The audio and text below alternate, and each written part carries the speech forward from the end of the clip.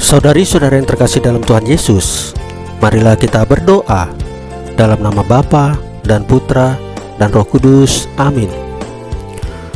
Bapa kami yang ada di sorga, dimuliakanlah namamu. Datanglah kerajaanmu dan jadilah kehendakmu di atas bumi seperti di dalam sorga.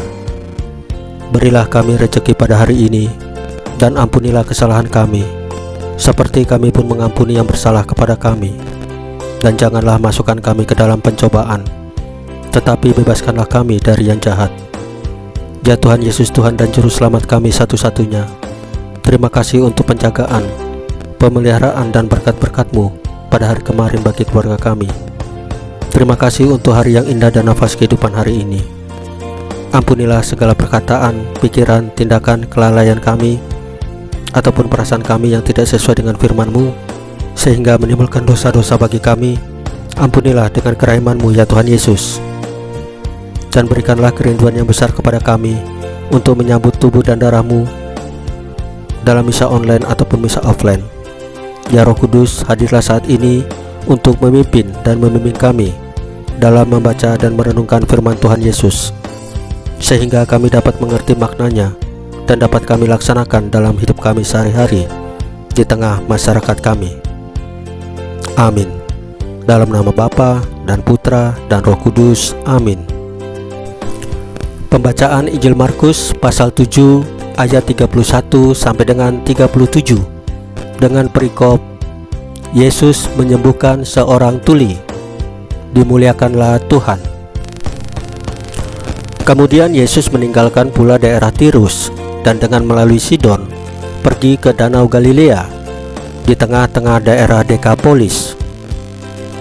Di situ orang membawa kepadanya seorang yang tuli, yang gagap, dan memohon kepadanya supaya ia meletakkan tangannya atas orang itu. Dan sesudah Yesus memisahkan dia dari orang banyak, sehingga mereka sendirian, ia memasukkan jarinya ke telinga orang itu, lalu ia meludah dan meraba lidah orang itu. Kemudian sambil menengadah ke langit, Yesus menarik nafas dan berkata kepadanya, "Efata," artinya terbukalah. Maka terbukalah telinga orang itu, dan seketika terlepas pulalah pengikat lidahnya. Lalu ia berkata-kata dengan baik. Yesus berpesan kepada orang-orang yang ada di situ supaya jangan menceritakannya kepada siapapun juga. Tetapi makin dilarangnya, mereka makin luas, makin memberitahukannya. Mereka takjub dan tercengang dan berkata, "Ia menjadikan segala-galanya baik.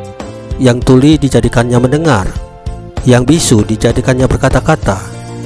Demikianlah sabda Tuhan. Terpujilah Kristus. Saudari-saudara yang terkasih di dalam Tuhan Yesus, kerajaan Salomo dikoyakkan Tuhan karena ia tidak sepenuh hati berpaut kepada Tuhan Allahnya, seperti Daud ayahnya. Apa yang tadinya baik dan masyhur kini berantakan. Hal ini sangat berbeda dengan kehadiran dan tindakan Tuhan Yesus yang kita dengar dalam Injil hari ini. Yesus membuat orang takjub dan tercengang karena ia menjadikan segala-galanya baik. Yang tuli dijadikannya mendengar, yang bisu dijadikannya berbicara. Kehadiran Yesus membawa sukacita dan harapan. Kehidupan dan kehadiran Tuhan Yesus merupakan model utama bagi para pengikutnya.